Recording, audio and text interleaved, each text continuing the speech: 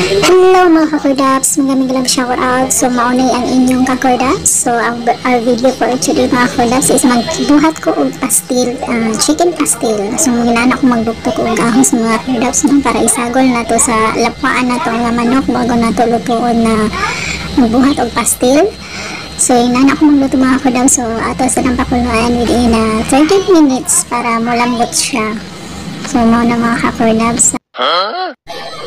Mahimili na to ang chicken natin mga kakordaps no. So mao na to ang mga ingredients: toyo, sugar, black pepper, onion, garlic, sili, nut cubes.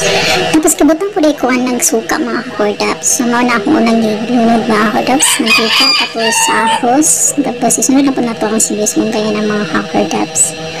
Sinuluntan din ako mga kakordaps no, ang pagbutan din ako sa paglapwa sa manok ay ako ading mga ingredients mga kakordaps is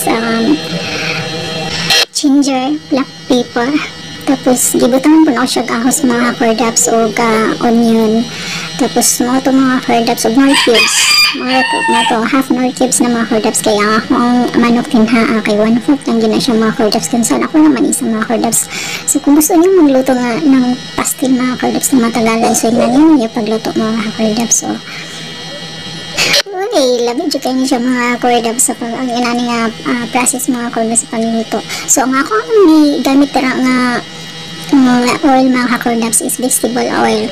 So muna mga kakordaps, ang ginunod na ako ulit ang nor cubes mga kakordaps. So 1/4 nor cubes na ako nibutang na mga kakordaps no. So ayun, black pepper, kunting sugar ng mga kakordaps. Tignan mo na, mikas-mikas ng ginaa mga kakordaps hantod nga mag-brown siya. So ang akong process na pagkuhan mga kakordaps, atong sabaw ganing nga akong giluto mga kakordaps sa pagpabukal sa kuhan mga kakordaps sa akong manok.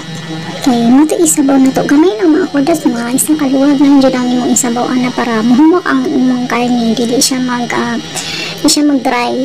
So muna ang purpose din ha mga kakordaps, kasi ko lang na ito gamay sabaw sa katong binukal sa to ang kuhan din na sa tong chicken. So muna mikas-mikas lang din ha mga kakordaps no.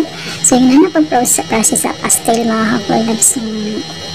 Next lunod is ang tuyo. Ayaw kanti ang tuyo mga kakordaps, ay money the best ng pangpalasa din ha ang dapita.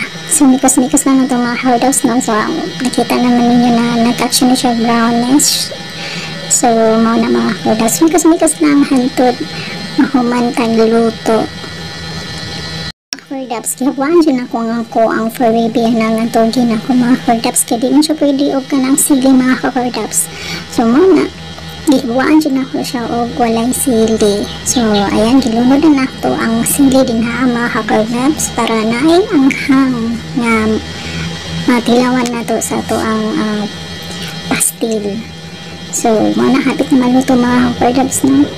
Yun na lang pag-process mga kakordaps sa to ang pastil mga kakordaps para lamig dyan siya.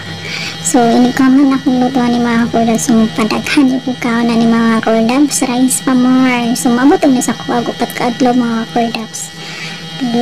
Tipid yun kayo siyang sudaan mga kakordaps, tawag na to pastil no. So favorite na ako kayo na luto pastil. So muna atong finished product mga kakordaps. Thank you for watching. Bye bye, sa ulitin.